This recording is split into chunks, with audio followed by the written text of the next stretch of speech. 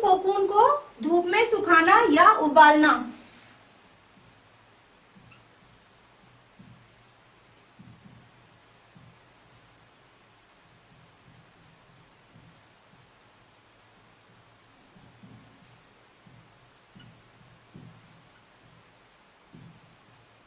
फिर इसमें से रेशम को पृथक करना।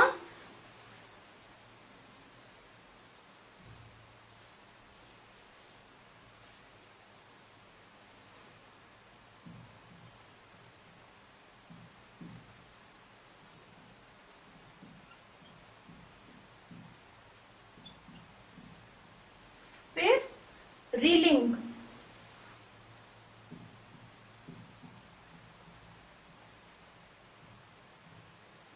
फिर बुनकर द्वारा रेशम से वस्त्र निर्मित करना।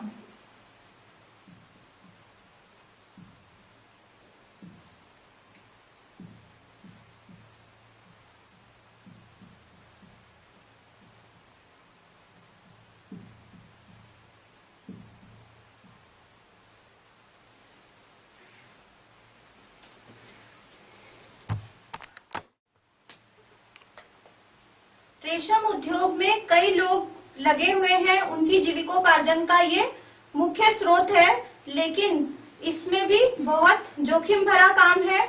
ये जो लार्वा एकत्र किए जाते हैं, इनको कभी भी नग्न हाथों से एकत्र नहीं करना चाहिए, क्योंकि इससे एलर्जी होने का खतरा होता है।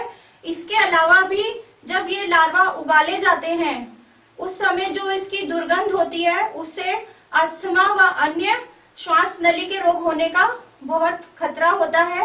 इस तरह ये काम भी काफी जोखिम भरा है और व्यावसायिक रूप से इसमें संकट है। अब हमने अब तक शुरू से जो कुछ भी पढ़ा उसका दोहरान करेंगे।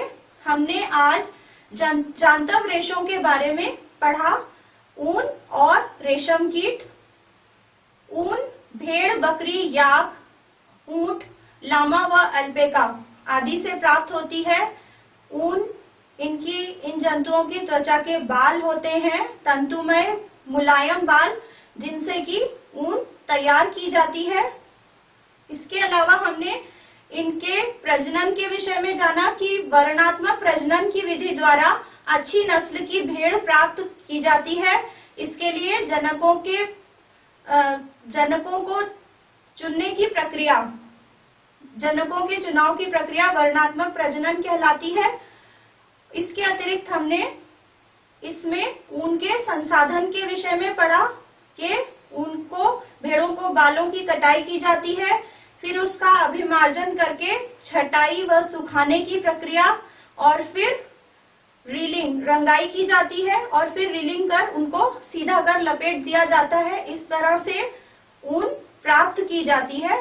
फिर हमने रेशम कीट से रेशम प्राप्त करने के बारे में पढ़ा। रेशम कीट का वैज्ञानिक नाम बॉम्बिक्स मोराए है और शहतूत का वैज्ञानिक नाम मोरस अल्बा है। और रेशम कीट का से हमने ये पढ़ा कि रेशम का जो कोकून है, रेशम कीट जो कोकून निर्मित करता है, उससे रेशम के रेशे प्राप्त होते हैं, और उनसे रेशम का संसाधन किस प्रकार से किया जाता है। कोकून को एकत्र कर लिया जाता है, फिर उन्हें धूप में सुखाया या उबाला जाता है, जिससे रेशम के रेशे पृथक हो जाते हैं। फिर इन रेशम के रेशों को सीधा कर लपेट दिया जाता है, और ये काम विशेष मशीनों के द्वारा किया जाता है। और फिर बुनकर इन रेशम के रेशों को काटकर रेशम का वस्त्र निर्मित कर देता है।